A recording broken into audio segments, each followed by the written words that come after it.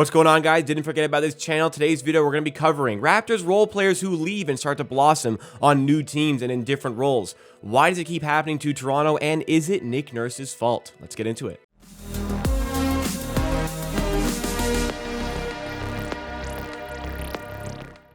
And the reason this topic has come up for me right now is because we're seeing Svi Myhailiuk in back-to-back games for the Charlotte Hornets. We're in the middle of the back-to-back right now. The second of the back-to-back games against Charlotte is tonight. But in the first of the back-to-back a couple of days ago, we saw former Raptor player Svi Myhailiuk light us up for 26 points. I know the Charlotte Hornets lost by 20, but Svi Myhailiuk had 26 points and shot 5 of 9 for 3.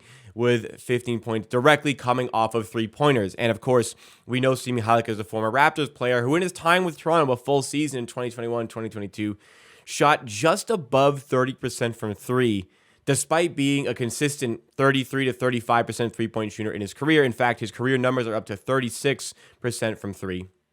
Earlier in the season with the Knicks in 13 games, he shot 60% from three. Very small sample size, though. And with the Charlotte Hornets in 16 games, he's now up to 45.6% shooting from three. So, Svi Myhailiuk is the name that kind of comes up here. But maybe not the best example for the point I'm trying to prove, or at least a point I'm trying to highlight here with role players leaving the Raptors and improving. I mean, Svi Myhailiuk is actually hitting his three-point shots right now, whereas when he was on Toronto, he legitimately wasn't hitting his shots, 30% from three.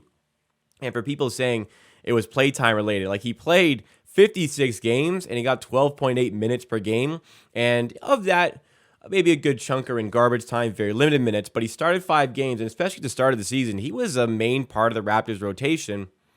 My guy just could not hit shots, and there was a lot of wide open shots to go along with it, and he just absolutely could not knock down his threes. His shooting form is great. We know him as a good three-point shooter. I remember I was at the Raptors 905 game, the G League game where he played just to get some play time, and he had 40 points because he just kept hitting his threes. It was an absolutely ridiculous game, but maybe the better examples are of players who Toronto has, and Toronto are a team that in recent years, they've really struggled with depth. I mean, we lost a lot of draft picks to build up a team to win the championship. Since then, we've lost some other draft picks in the process trying to stay at these good levels. So depth in the team right now is low, and there's consistently guys leaving the team who are finding success as a role player somewhere else, and fans are left wondering, well, hey, why didn't we just keep them? We're so desperate for depth. And a couple of guys that immediately come to mind as I'm saying that are Yuta Watanabe and Oshae Brissett. Now, Oshae Brissett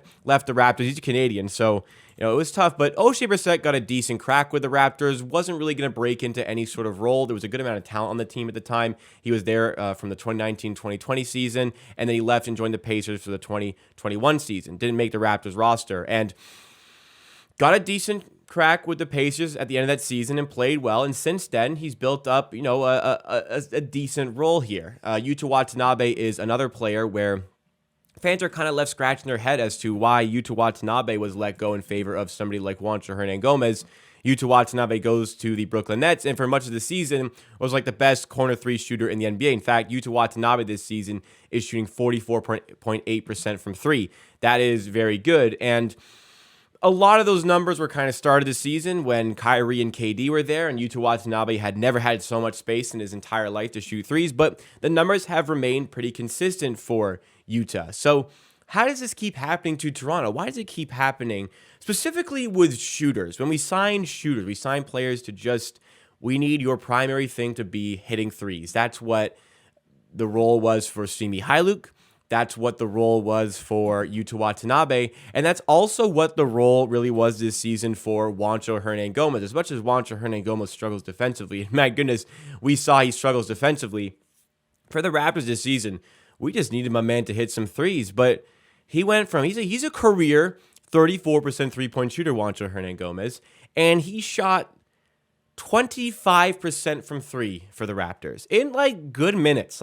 He got enough play time. So I don't want to hear about these guys never play. If they hit shots, they'd play more. If they were hitting shots, they'd play a lot more. But they're not even hitting their open threes. But what is it? What is it causing the thing? And I'm hoping some of the comments here are going to help me out. So make sure you're hitting the comments below to try and help me out with this one. But I've had people try to tell me that it's coaching related, and to that I say, I don't know what else it could be other than coaching, but how could it be? These guys are getting good minutes. The reason their minutes struggle in the end is because they're not doing anything. Like, these are guys like, Wancho, Yuta, and Svi Myhailiuk. Maybe less to a degree Yuta because he's a solid defender. But like, their job is to hit threes, and they don't do anything else well enough other than hit threes. So when they're not hitting their threes, there's like no reason to have them on the court. So if you're not going to hit your shots, you're not going to get the playtime. So playtime related, like, it's not played. Like, Wancho played enough, Svi played enough, Yuta played enough.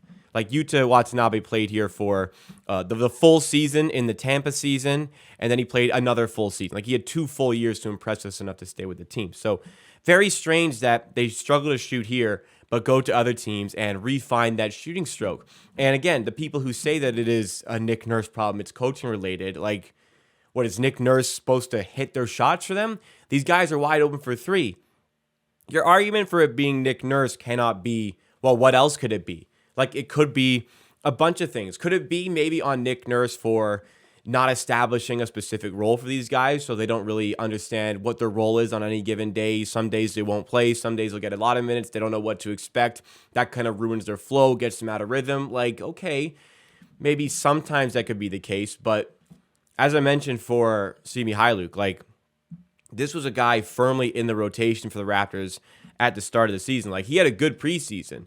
So he was firmly in the rotation to start the year for the Raptors, and he got consistent minutes, and he was not knocking down shots consistently here. So by that metric, I'm a little bit confused as to how this could possibly be on Nick Nurse. Like, we'll go to all of them here. We can pull up box scores, but like, let's go to Svi's box score at the start of last season for the Raptors.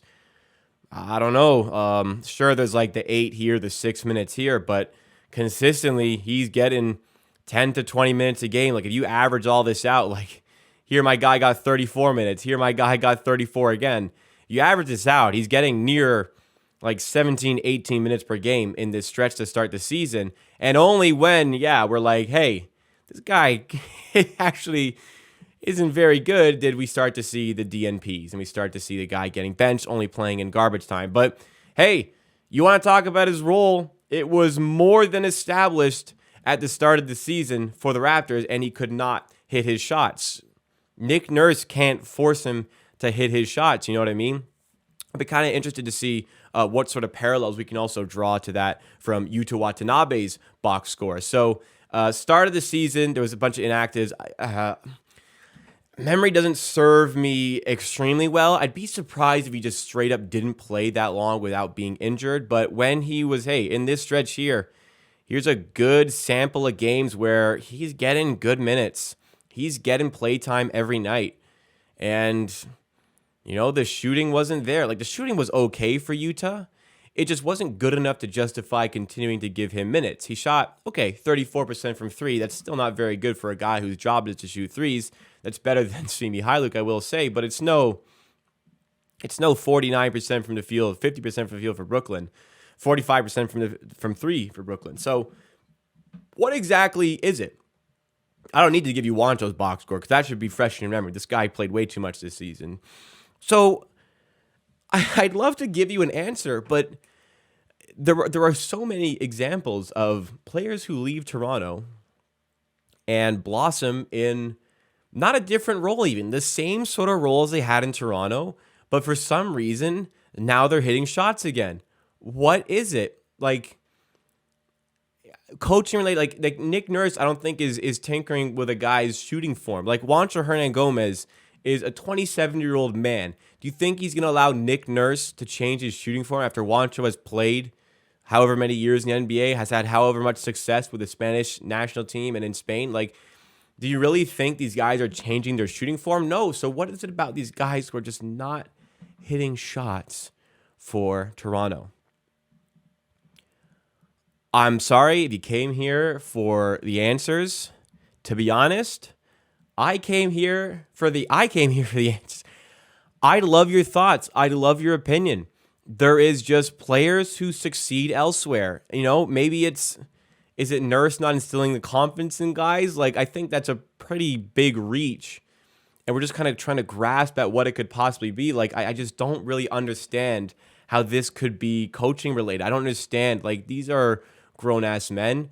And you know what? If you're shooting 30% from three and we signed you to hit like 35% plus, yeah, the coach is going to get on your ass about that. Because if you're shooting like shit, he's going to say, hey, you got to hit your fucking shots to get NBA playtime. So I'm sorry, like, if you want to be babied about this, but if you guys think the players should be babied about this, but I just can't recognize what it could be because they got consistent minutes and didn't produce, but then they go somewhere else and start to hit their shots. Now, Svi Myhailiuk was a bit of a train wreck in other endeavors.